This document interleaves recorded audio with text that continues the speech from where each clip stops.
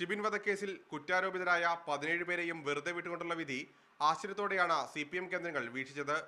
പോലീസിന്റെ അന്വേഷണ രീതിയെ കുറ്റപ്പെടുത്തുന്ന നിലപാട് അന്വേഷണ സമയത്തും പാർട്ടി സ്വീകരിച്ചിരുന്നില്ല.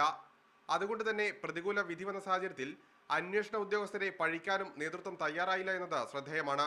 ഏതായാലും ഒരു കാര്യത്തിൽ ഒരു സംശയവുമില്ല, ഇവിടെ നിയമപരമായി ചൂണ്ടിക്കാണിച്ച ഈ പ്രശ്നങ്ങളെല്ലാം ഉയർന്നു വരുന്നു. കേരള ഹൈക്കോടതിയുടെ മുമ്പാകെ ഒട്ടും താമസം കൂടാതെ ഈ കാര്യത്തിൽ അപ്പീൽ സമർപ്പിക്കുന്നതിനാവശ്യമായ നടപടികൾ സ്വീകരിക്കും. സംസ്ഥാന ഗവൺമെൻറ്റും ഇക്കാര്യത്തിൽ ഈ കുടുംബത്തിനും നാടിനും നീതി ഉറപ്പാക്കുന്നതിന് വേണ്ടി അപ്പീൽ നടപടികൾ സ്വീകരിക്കും എന്നാണ് ഞങ്ങൾ പ്രതീക്ഷിക്കുന്നത്.